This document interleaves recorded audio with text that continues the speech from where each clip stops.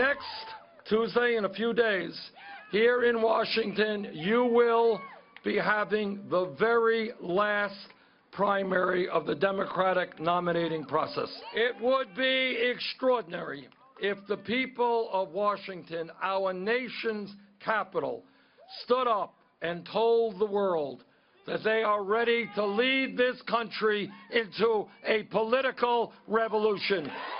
And then he promised some statehood in D.C. Senator Bernie Sanders vowing to stay in the race, but not for long. Tucker Carlson says that Bernie, he's actually always or still a winner, even if he drops out. Right, Tucker? It depends what contest you're talking about. Good morning. I mean, look, if you really thought a 74-year-old charmless Menshevik was going to be the president, you're disappointed. But that was really never the point of the campaign. This was a moral crusade designed to move the Democratic Party to the left.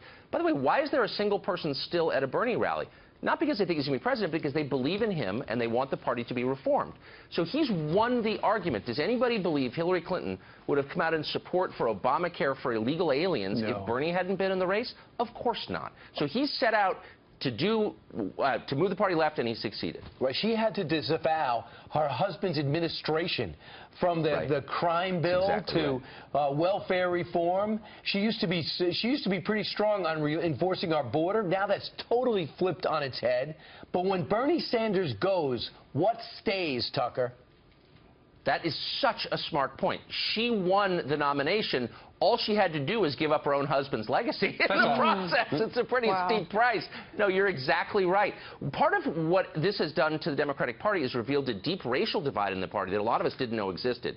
Bernie Sanders won virtually every white liberal in the party. There just weren't enough of them in the end. The question is how many will vote for Hillary in the fall. Some will, and the younger ones, the Hillary people are going to say, look, Trump's a racist, and that will move some of those votes to Hillary for sure. But some of them won't. Or, I think, rural liberals, rural Democrats who voted for Bernie, some of them are winnable by Trump, especially if he keeps on his populist economic message. Well, Tucker, so Jesse Waters hurt her a lot. Jesse Waters, to that point, Jesse Waters went to Vermont to talk to the Bernie supporters. That's Bernie country. And he wanted to find out who they were going to vote for if Bernie does drop out. Listen to this and we'll get your reaction. And then he went skiing. Now that Bernie's not going to be the nominee, who are you going to vote for? I most likely wouldn't vote. I'm going to write him in. You're going to write Bernie in? Yeah, write Bernie in. I'm not voting because I feel like no matter who I vote for, it's not going to change the things that need to be changed. I feel like without a revolution, we're kind of hopeless. Why don't you like Hillary? I don't think she has very good intentions. Hillary's part of the system, and the system is rigged in many of their minds. Rigged by Wall Street specifically. I mean, every Bernie speech basically was noun, verb, Wall Street, almost every sentence. He blamed the Flint lead in the water crisis on Wall Street. So his supporters are really mad about Wall Street. Hillary Clinton took more money from Wall Street than any member of the U.S. Senate when she served there, more than Chuck Schumer, which is amazing. And she's, of course, taking more money from Wall Street now than anybody who ran for president this cycle. That is a huge stumbling block for his supporters. Now, Trump, of course, has criticized Wall Street, attacked hedge fund managers, and is putting forth not a conservative but a populist economic message.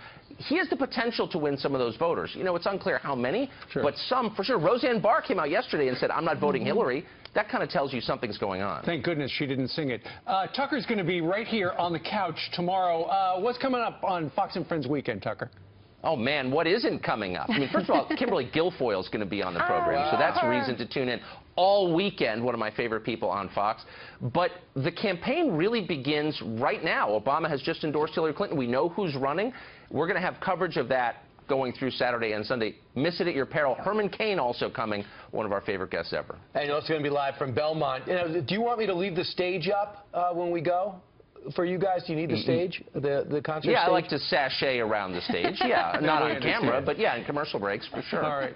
Tucker Carlson joining us from the Windy City, Chicago. Tucker, thank you very much. Have a great weekend. Thank you, Tucker.